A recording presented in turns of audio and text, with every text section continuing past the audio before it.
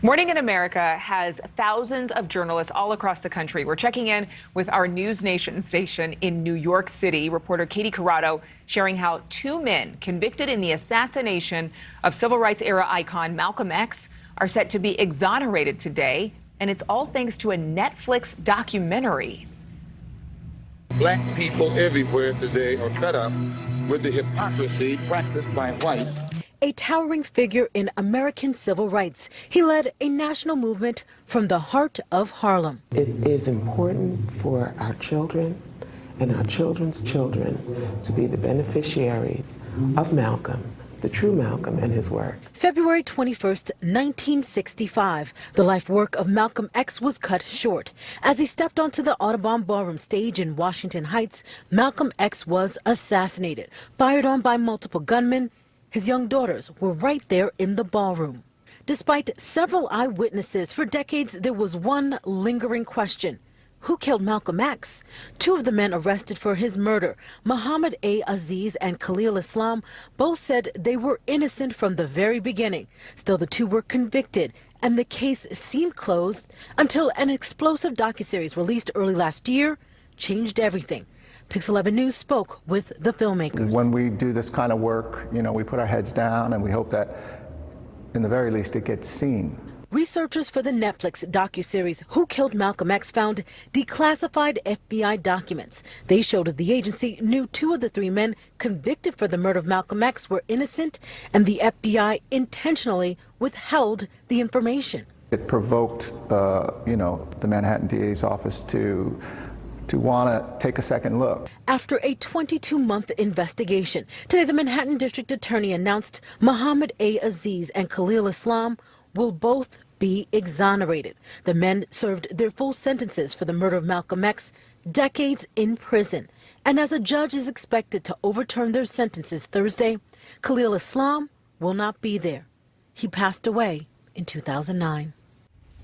Okay, that was Ayanna Harry reporting. We wanted to make sure we named the right reporter, but the days that we are in, where a Netflix documentary is what happens to provoke somebody going back in time to right the wrong of men who are innocent.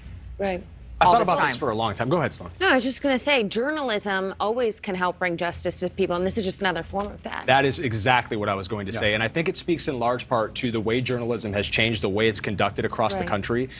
Newsrooms are so much smaller than they used to be. You don't have these old-timer, hard-hitting, facts-based journalists that are sitting there poring over countless papers at their desk and tracking the stuff down. Now it takes the big production companies. Right. It takes the million-dollar budgets to get this sort of work done. Well, I think in part we still rely on the people who are 100%, yes, scribbling in their notebooks. But it helps when you day. have the Netflix name and when the you Netflix have the bank resources, account behind it. Yeah, and fact-based is certainly what we're going to stick with no matter what the resources are, thank goodness. But it's just amazing to me that it's taken all this time to get this answer. It's unfortunate that it took too long. Yeah, too long for one family. No, this is the sort of thing that you worry about. You don't want this to happen, but we are a society where we can make mistakes, right? We're all human beings, but it's still unfortunate that it took this long to get there. I'm still kind of like shaken over the fact that this is what happened. But let's go to another story here. This is our Denver station. A first of its kind firefighting mission ends tragically with an air tanker crash. Rachel Scotta explains. It's a loss. We're heartbroken. That's the sentiment throughout the aviation industry and beyond. The crash that killed Mark Thor Olson is raising questions about the safety of nighttime aerial firefighting, a concept that's still relatively new in Colorado. We have partner organizations in Southern California that have been successful in night aviation, specifically with helicopters. I think generally speaking, it's something that no one has done to the point where it's old bag. Ben Miller helps run the research and development side of the state fire department. They were not involved in the decision to fly the fixed-wing air tanker over Estes Park Tuesday night, but did carry out Colorado's first nighttime helicopter operation over the Virginia Dale fire this year. The challenge that we all have before us is to figure out ways to do it successfully and safely. Other companies have had years of practice. Roughly about 73 fires this season we fought day and night. Wayne Colson is the CEO of Colson Aviation. They started testing night operations in 2010 and have contracts with several California counties. He says they never fly fixed-wing aircraft at night. They push the envelope, and in aerial firefighting, You know, we do that all the time, but we do that in the day. At night, it's just different.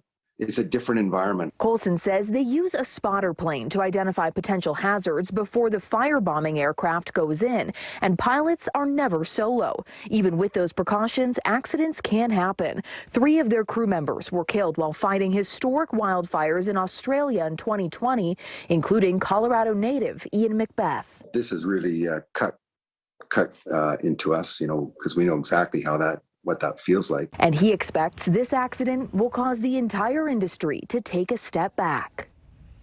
Well, and again, another tragedy where we learn a lesson. There were warnings, but obviously you have to take risks, and particularly in firefighting. Yeah, that's exactly what I was going to say. Evaluate. Without a doubt. And you know, these guys, they unfortunately, from what I understand, they have to be at low altitude. And at night, you can't see terrain as well. Could be obscured by smoke. This is one of the first times they tried to do a single engine aircraft at night like this. And I'm sure they're going to reassess that. But the risks they take, there it is, on right in front of you. To That's keep what it us is. safe. Yeah. Really, I mean, they're our heroes. Thank you so much for watching. Make sure to click on the red subscribe button below so you can get more of NewsNation's fact-driven, unbiased coverage.